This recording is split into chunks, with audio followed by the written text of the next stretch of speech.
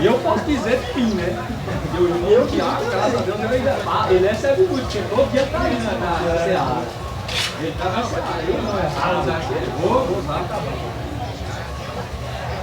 Glória a Deus, louvado seja o santo nome do Senhor Jesus Cristo.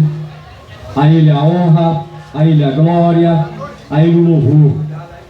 Aquele que é digno de toda honra, de toda glória, de todo louvor.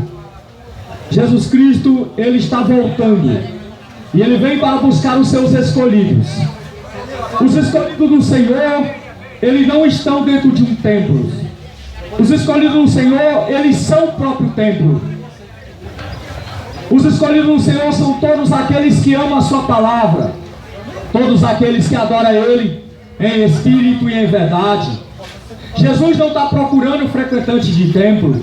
Jesus não está procurando bajuladores. Não. Jesus está procurando sincero, homens e mulheres sinceros, que adorem o seu Pai em espírito e em verdade. Porque Ele falou para aquela mulher samaritana,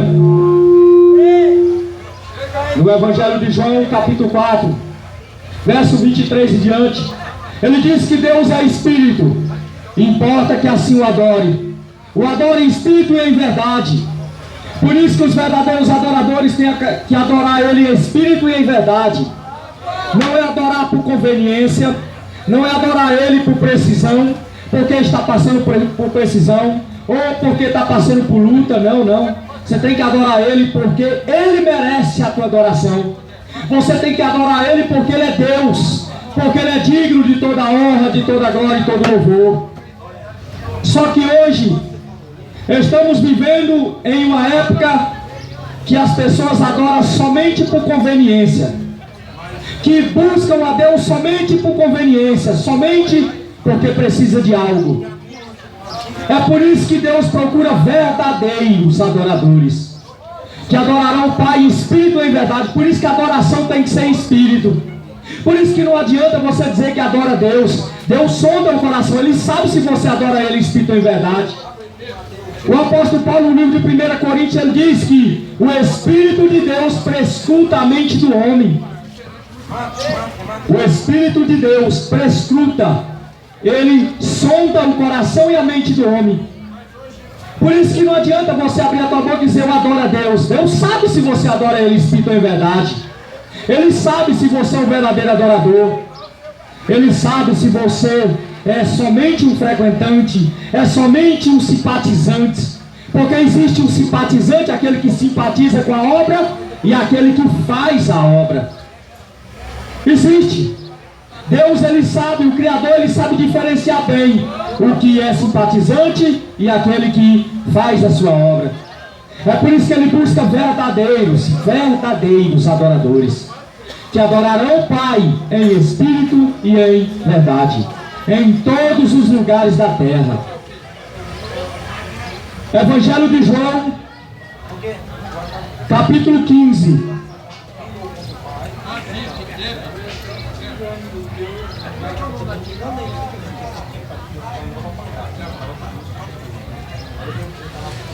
Evangelho de João, capítulo 15, verso 1. Aqui é o próprio Jesus Cristo falando. Eu sou a videira verdadeira, meu Pai é o lavrador. Toda vara em mim que não dá fruto, atira e limpa. Toda aquela que dá fruto, para que dê mais fruto. Vós já estáis limpos, pela palavra que eu vos tenho falado. Estais em mim e eu em vós. Como a vara de si mesmo não pode dar fruto, se não estiver na videira, assim também vós, se não estiverdes em mim. Eu sou a videira, vós as varas. Quem está em mim e eu nele, este dá fruto, porque sem mim nada podereis fazer. Se alguém não estiver em mim, será lançado fora, como a vara, e secará, e os colhem e o lançam no lago que arde em fogo. Se vós estiverdes em mim, e as minhas palavras estiverdes em vós, pedireis tudo o que quiserdes, e vos serás feito. Nisto é glorificado meu Pai, porque deis muito fruto, e assim sereis meus discípulos. Como o Pai me amou, também eu vos amei. A vós, permanecei no meu amor, se guardardes os meus mandamentos. Permanecereis no meu amor, do mesmo modo que eu tenho guardado os mandamentos de meu Pai e permaneço no seu amor. Tenho-vos dito isto, para que a minha alegria permaneça em vós e a vossa alegria seja completa. O meu mandamento é este, que eu vos amei uns aos outros, assim como eu vos amei. Ninguém tem amor maior do que este, de dar alguém a sua vida pelos seus amigos. Vós sereis meus amigos, se fizerdes o que eu vos mando. O próprio Salvador falando, ele disse que se nós permanecer nos seus mandamentos, assim como ele permaneceu no mandamento do seu Pai, nós não seremos somente servos, seremos chamados de amigos, amigos do Salvador. Porque o amigo sabe para onde vai o outro, mas o servo não sabe. Se você permanecer no amor dele, permanecer na palavra dele, permanecer nos mandamentos dele, você não é servo, você é amigo. É assim que ele chama aqueles que pregam o seu evangelho. É assim que ele chama aqueles que amam a sua palavra, amigos. É assim que ele chama aqueles que amam a repreensão, que amam a correção, que amam a palavra sincera do Eterno, do Salvador, amigos. Mas quantos que não gostam da pregação do Evangelho? Quantos que rejeitam a pregação do Evangelho? Hoje, quando se fala de convertimento, de salvação, fala-se de pecado, as pessoas não gostam, as pessoas se levantam. Sabe por quê? Porque infelizmente o diabo ele entra na mente das pessoas, e a primeira coisa que ele coloca na mente das pessoas é que ninguém consegue ser perfeito, e ele consegue invalidar, que as pessoas invalidem o mandamento do Salvador. Jesus Cristo, no Evangelho de Mateus, no capítulo 5, verso 48, ele disse: sejais perfeito, como perfeito é o vosso Pai que está no céu. Como que você não consegue ser perfeito? Sabe o que torna você perfeito? A palavra. Você é limpo pela palavra, você é transformado pela palavra, você é regenerado pela palavra. Sabe por que você não consegue ser aperfeiçoado? Porque você não busca. Você não busca na palavra. Você não crê na palavra. Jesus Cristo, no Evangelho de Marcos, capítulo 15, no capítulo 16, verso 15, ele disse: ide por todo mundo, pregai o meu Evangelho a toda criatura. Aquele que crê e for batizado será salvo. Jesus não disse que já está salvo, não, ele disse será. Por que será? Porque no Evangelho de Mateus, capítulo 24, ele disse: aquele que permanecer até o fim será salvo. Por isso que tem que permanecer até o fim. Porque você tem que permanecer na palavra dele. No Evangelho de João, capítulo 7, verso 38, ele disse: aquele que crê em mim, como diz as Escrituras, rios de água viva fluirão de dentro do seu ser. Aquele que crê em mim, como diz as Escrituras, nada de Bíblia, Escrituras.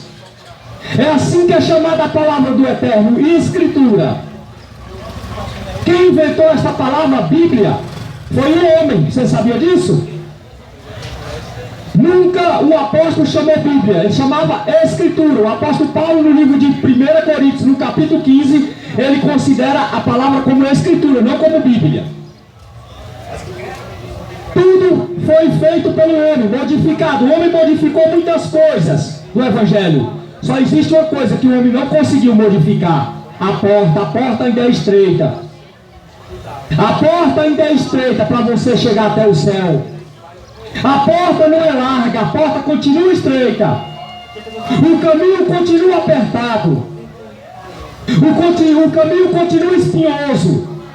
Até você chegar ao céu, o caminho continua espinhoso. O caminho continua apertado.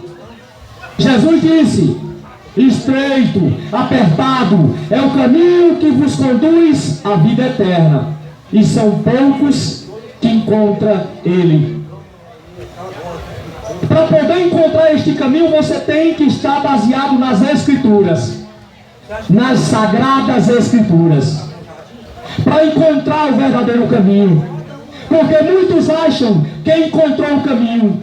Muitos acham, por frequentar uma religião, por frequentar uma denominação criada por homens, não por Deus. Porque Deus não criou religião. Não. Jesus não criou religião. Jesus não mandou colocar placa em templo. Não. Foi o homem que criou. Jesus não mandou prender pessoas dentro de templo. Não. Jesus jamais mandou fazer isso. Jesus não mandou que você se tornasse escravo de homens. Por isso que você é limpo pela palavra. Você é limpo pelas Escrituras. Você é salvo pelas Escrituras. Você não é salvo por frequentar um templo. Você não é salvo por frequentar uma denominação. Você não é salvo por ser pastoreado por um homem. Não. Você é salvo pelas Escrituras. Por crer somente nas Escrituras. Crer somente em Jesus Cristo. Se você não sabe, Cristo não mandou pedir dízimo de ninguém. Cristo não mandou pedir dinheiro a ninguém. Cristo não mandou você frequentar uma denominação. Cristo não mandou.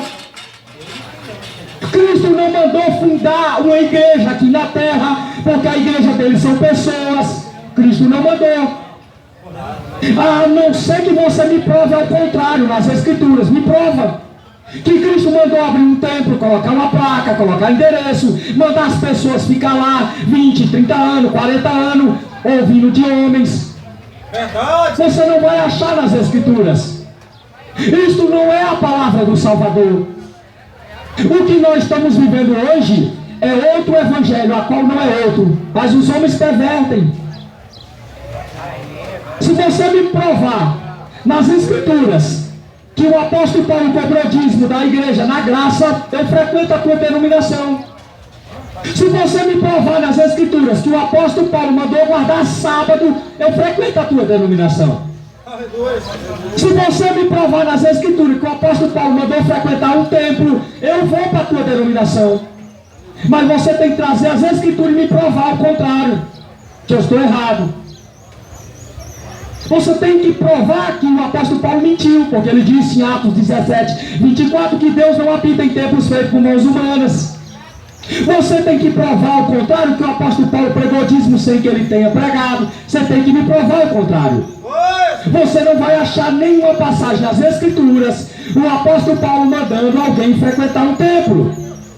Você não vai achar. Você não vai achar nas Escrituras do Novo Testamento, aonde a igreja foi edificada no fundamento dos apóstolos. Efésios capítulo 2, verso 19. A igreja foi edificada no fundamento dos apóstolos, não do fundamento dos profetas. A igreja não foi fundada no fundamento de Moisés, no fundamento de Jacó, no fundamento de Abraão. Não, meu amado. A igreja foi fundada no fundamento de Cristo, depois da morte e ressurreição de Cristo. Você só vai ouvir falar de igreja lá em Mateus 18, quando Cristo diz que a minha igreja, as portas do inferno não prevalecerá contra ela. A palavra igreja significa ajuntamento, congregação. A palavra igreja não é um templo, não é assembleia, não é Deus Amor, não é presbiteriana, não é católica. Isso não é igreja, meu amado. Isto é denominação humana, criada por homens. A verdadeira igreja de Cristo são pessoas que adoram a Ele em espírito e em verdade, não é templo. Ele não está lá. Você está indo para o templo fazer o quê? Ele está dentro de você. O reino dele está dentro de você. Você encontra a salvação somente na palavra. Você encontra Cristo somente na palavra. Por isso que tem que buscar o Espírito Santo. A busca é incessante pelo Espírito Santo, pela água, a verdadeira água que mata a tua fonte. Se você não buscar o Espírito Santo, jamais você vai entender os mistérios ocultos por Cristo, revelados somente por intermédio do Espírito Santo. Por isso que o apóstolo Paulo diz que nos últimos dias Deus enviaria o espírito do erro para as pessoas acreditarem na mentira e não na verdade. Sabe por quê? Porque dão crédito à mentira. Então Deus opera, Deus libera. Você quer crer na mentira? Você quer acreditar que você tem que dar dízimo no dia de hoje? Continua dando. Você quer acreditar que você só é salvo dentro de uma denominação? Continua acreditando. Deus entrega ao espírito do erro. Deus entrega ao espírito do erro para você acreditar que fazendo uma campanha você vai ser liberto, que dando um voto, colocando dinheiro dentro de um voto, você vai receber alguma coisa de Deus. Sendo que as escrituras dizem que Deus não é comprado, Deus não se compra. Você não compra Deus com dinheiro, meu amado. Jesus Cristo pegou aquela moeda e disse: qual é a figura que está na moeda? Os apóstolos e o pessoal diz: é César. Então dá César o que é de César. Dá o dinheiro para quem quer dinheiro. Agora Deus, Ele não quer teu dinheiro, Ele quer a tua adoração. Deus não quer o teu dinheiro. Ele é dono do ouro e da prata. Ou você acha que quem colocou o ouro na terra foi quem? Foi o homem? Você acha que quem colocou diamante nos rios, nas fontes, foi quem? Foi o homem? Foi Deus. Ele é o dono de todos os minérios dessa terra. Só que existe uma pedra preciosa que Ele colocou no meio dessa terra. Você, eu, somos a pedra mais preciosa que Deus quer. Você é a coroa da criação de Deus. Você é o diamante mais precioso para Ele. Tua alma, o teu ser. O teu ser que é precioso para Deus. Não é o que você é, não é o que você representa, não é o que você possui que é importante para Deus. É você, a sua essência adorando ao Criador. É a tua essência que Ele quer. É aquela essência de quando você nasceu. Você, quando ouvia falar do Criador, você chorava. Quando você ouvia o louvor, você se derramava diante dele. É isso que Ele quer de você. Ele não quer o teu dinheiro, jamais. Ele não quer a tua condição social, ele não está preocupado com isso. Ao contrário, Ele te ajuda a você conseguir aqui na terra, se estiver diante da palavra dEle. De acordo com a palavra dEle, Ele possibilita que você consiga. Porque Ele diz: se as minhas palavras estiverem em vós, pedirei tudo, tudo, e Ele concederá. Mas tem que estar de acordo com a palavra dEle. Jamais o Criador vai dar uma coisa para te afastar dEle. Põe algo na tua mente. Jamais o Criador vai te dar uma arma para você se matar. Muitas pessoas: eu quero ser rico. Você acha que Deus vai te dar riqueza para você esquecer do nome dEle? Esquecer de adorar Ele? Jamais Ele vai fazer isso. Jamais Ele vai te dar uma arma que pode te matar, acabar com a tua alma. Não. Ele quer que você sempre dependa dEle. Você seja dependente dEle. Para andar dependa dEle. Para respirar dependa dEle. Para viver nessa terra depende dEle. Para ser livre depende dEle. Só Ele. Você foi criado com um propósito, meu amado, minha amada, meu irmão, minha irmã. Você foi criado com um propósito. Examinar as escrituras dEle. Obedecer aos estatutos, adorar Ele na sua essência. Ele não te criou para ser um zumbi aqui na terra, ficar preocupado somente com essa vida terrena. Não, Ele te criou com objetivo. Ele te escolheu. Muitos que Ele escolheu desde o ventre da mãe. Quantas pessoas estão nessa feira que são escolhidos do Senhor, que Ele escolheu desde o ventre da mãe para adorar o nome dEle, para levar a palavra dEle, para exaltar, glorificar o nome eterno dEle. Quantos? Mas quantos querem? Quantos que aceitam esse chamado? Quantos que recebem esse chamado do Criador? Você acha que o Senhor colocou a boca na tua cara para quê? Para falar coisas pervertidas? Não. Ele fez essa boca sua para glorificar o nome dele, para exaltar o nome santo, o nome digno de toda honra, de toda glória e todo louvor.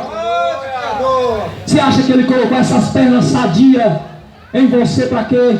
Para você ficar correndo atrás de bola, ficar correndo atrás de coisas que só te matam, só acabam com o teu espírito, que só denigre a imagem da tua alma? Você sabia que nós temos que guardar irrepreensível esse corpo e a alma para o dia do acerto de conta com o Criador?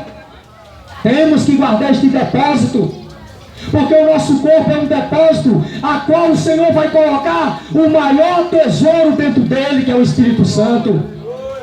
O teu corpo é um depósito. O que é que tu tem feito com esse depósito tão sagrado, tão puro? Olha, tudo lá do Antigo Testamento era figura do Novo. Lá no Antigo Testamento, o Senhor falou para Moisés que era para ele construir uma arca, coisa de madeira, revestir de ouro as bordas daquela arca, e era para colocar lá dentro daquela arca as tábuas da lei que o Senhor tinha dado no Monte Horebe, no Monte Sinai, para Moisés. Ele mandou fazer uma caixa de madeira, mandou colocar nas bordas daquela caixa 2 querubins, um virado para o outro, e ele mandou pintar aquelas bordas de ouro. Aquela arca simbolizava a presença do Eterno no meio do seu povo. Aquela arca simbolizava o Eterno no meio do seu povo. Hoje, a arca é você. Este depósito a qual Deus mandou fazer é você. É figura do original que é você. Hoje, este teu corpo é para ser transportado o bem mais precioso de Deus que Ele nos deu, o presente, a qual homem nenhum consegue dar, o Espírito Santo. Este teu corpo é para ser um depósito do tesouro de Deus. O apóstolo Paulo diz lá em 2 Coríntios: temos, porém, em vasos de barro, este tesouro, a qual o mundo não foi deixado conhecer, somente aqueles que servem a Cristo. Eles conhecem esse tesouro. O teu corpo tem que ser morada do Espírito Santo. O teu corpo tem que ser morada do verdadeiro tesouro de Deus, da sabedoria de Deus. Quando o anjo apareceu para Maria, porque o seu nome no hebraico não é Maria, é Miriam é o seu nome original no hebraico, Miriam. Quando o anjo apareceu para Maria, agora muitos conhecem, sabe o que foi que ele falou para ela, Gabriel? Este será ungido do Senhor, ele terá o Espírito do Deus vivo sobre ele. Aquela criança nasceu cheia do Espírito Santo. Aos 12 anos de idade, ele envergonhou todos os sacerdotes judeus, todos os doutores da lei. Um menino com 12 anos nunca tinha frequentado uma escola ou uma universidade. Quando ele começou a expor as Escrituras, aqueles homens ficaram maravilhados. Que doutrina é essa? Da onde ele aprendeu isso com 12 anos? Sabe por quê? Porque nele existia um espírito excelente, o espírito que Isaías no capítulo 9 tinha falado, o mesmo espírito que Isaías no capítulo 11 também tinha falado. Espírito de sabedoria, espírito de conhecimento, de temor, estava sobre ele. É assim que Deus quer fazer com você. Se você se entregar a Ele de corpo e alma e espírito, Ele quer te dar um espírito excelente. Ele quer transformar o teu ser. A partir do momento que Ele colocar este tesouro dentro de você, o Espírito da graça, você vai falar coisas amáveis. Da tua boca não vai mais se ouvir falar um palavrão. Do teu corpo só vai ouvir coisas para edificação. O Espírito, ele é o selo da nossa redenção. Efésios 4:30 Não entristeçais o Espírito Santo, a qual vós estáis selados para o dia da redenção. O Espírito Santo é o selo da promessa. É o selo da nossa promessa. Você sabe que promessa é essa? No Antigo Testamento só tinha o Espírito Santo os profetas, e era limitado. Somente os profetas tinham o Espírito Santo. Quando o profeta era recolhido por Deus, Deus escolhia outro profeta e derramava sobre ele o Espírito Santo. Assim aconteceu com Eliseu quando Elias subiu. Assim aconteceu com Moisés quando o Senhor recolheu. Assim aconteceu com Samuel, com todos. Só que esta promessa, a qual o apóstolo Paulo diz em Efésios 4, ela se cumpriu. Ela foi proferida pelo profeta Joel, no capítulo 2, verso 28 em diante. Que nos últimos dias, o Senhor derramaria do Espírito dele sobre toda a carne, que obedecesse a sua palavra. Porque o apóstolo Pedro, no livro de Atos, capítulo 5, verso 32, ele diz: nós somos testemunha desses fatos. E também o Espírito Santo, a qual Deus autorizou a habitar na vida daqueles que lhe obedecem. Essa promessa foi derramada lá em Atos, capítulo 2, quando se cumpriu a profecia de Joel. E ela está durando até a vinda do Salvador. Mas quantos querem nascer de novo? Quantos que querem ser transformados? Quantos que dizem: não, eu quero uma renovação de vida, eu quero esse Espírito Santo, eu quero esse tesouro dentro de mim, eu quero esse diamante, essa pedra preciosa dentro de mim, eu quero ser transformado, eu quero ser um Elias, eu quero ser um Moisés, eu quero ser um João Batista, um Paulo, um Pedro, um Tiago, um João das Escrituras. Quantos? Quantos que querem ser uma Esther? Quantos que querem ser uma Dorcas? Quantos que querem ser uma Lídia, uma Damares? Quantos que querem ser aquelas mulheres que guardavam os mandamentos do Senhor? Aquelas mulheres fervorosas que oravam, e quando elas oravam o chão tremia. Quantos que querem ser aqueles homens cheios do Espírito Santo que quando orava o cárcere abria e os presos eram libertados? Quantos que querem ser como os reformadores da igreja? Quantos que querem ser como aqueles homens do passado? John Wesley. Eu não falo de homens porque eu também sou humano, mas nós temos que lembrar a memória desses homens que lutaram pelo Evangelho, homens que oravam e o chão tremia, homens que oravam e Deus convertia cidades inteiras, homens que pregavam a mensagem, as pessoas choravam por causa da mensagem do Evangelho, homens que quando passava a sombra dele os demônios tinham que cair, tinham que sair correndo, porque ali tinha a unção do Espírito Santo.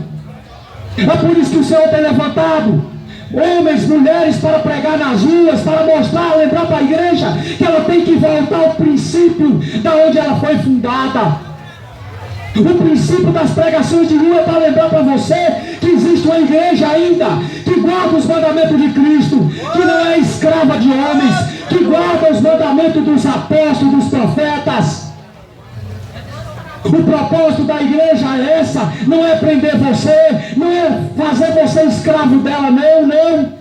O dever da igreja é libertar você deste mundo, da escravidão espiritual deste mundo, da escravidão imoral, da escravidão da imoralidade, da idolatria, que até nos dias de hoje, até sobre os cristãos ainda impera a idolatria. Quantos que estão movidos ainda pelo espírito deste mundo, que ainda não conheceram o verdadeiro evangelho genuíno das Escrituras, exposta pelos apóstolos de Cristo? Quantos que ainda não conhecem, não querem uma novidade de vida, não querem ser transformados, não querem ser regenerados, mas é para ser testemunho contra estas pessoas que o evangelho tem que ser pregado. O evangelho será pregado como testemunha. Naquele dia saberão que foi pregado o Evangelho, só que rejeitaram a pregação do Evangelho. Jesus falou isso no Evangelho de Mateus: e este Evangelho do Reino será pregado nos quatro cantos da terra para testemunho Quantos que querem nascer de novo, uma nova criatura? Jesus, no Evangelho de João, no capítulo 3, quando ele se encontrou com um homem que era um professor da Torá, Nicodemos. Ele era professor, ele não era um aluno, não era um discípulo, ele era um professor. Um homem que expusia na sinagoga as escrituras segundo Moisés, segundo o que Moisés e os profetas tinham escrito. Quando ele viu a sabedoria daquele homem, com roupas esfarrapadas, sandálias de alparcas nos pés, porque você acha que o Cristo que pisou lá em Jerusalém é este Cristo que foi desenhado? Você está muito enganado. O Cristo que pisou lá em Jerusalém andava como mendigo, era irreconhecível. O Cristo que pisou lá em Jerusalém, se ele entrasse hoje nos templos cristãos, ele era expulso. Você sabia disso? O Cristo que pisou lá em Jerusalém, o Cristo que andou no jumentinho emprestado, o Cristo que foi sepultado em uma sepultura emprestada, se ele hoje entrasse nos templos cristãos, ele era expulso. A sua doutrina não ia bater com a doutrina que é pregada hoje. Você sabia disso? Se você olhasse para o Cristo das Escrituras, como ele apareceu aqui, você não dava crédito para ele. Sabe por que as pessoas acreditam no Cristo? Olhos azuis, cabelos longos, pele branca, porque não lê as Escrituras. Isaías capítulo 52, Isaías capítulo 53. Leia, você vai entender quem era o verdadeiro Jesus. Olha lá, vê a aparência dele. Lá diz que a aparência dele era desagradável aos homens. Homem de dores, de trabalhos. Não nem se parece com o Cristo que é pregado nessa denominação. O Cristo que apareceu em Jerusalém, ele não tinha riqueza, ele não era próspero, ele não tinha casa própria. O Cristo que apareceu em Jerusalém, ele andava em carro emprestado. O carro da época era um jumento, era cavalos, carruagens. Os reis tinham carruagens. Ele não. Ele pediu um jumentinho emprestado de alguém para andar. Para você ver como é diferente do Cristo que é pregado hoje. Hoje é um Cristo que te dá casa, é um Cristo que dá carro, é um Cristo que muda a vida financeira, só que não bate com o Cristo das Escrituras. Porque o Cristo das Escrituras, em Mateus 6,19, ele diz: não ajuntei tesouro na terra. Verdade, Senhor. Já está errado. O Cristo das Escrituras, que eu não sei, esse Cristo que é pregado aí não bate com o Cristo de Mateus 6, que ele diz: não ajuntei tesouro na terra, porque onde tiver o teu tesouro, aí está teu coração.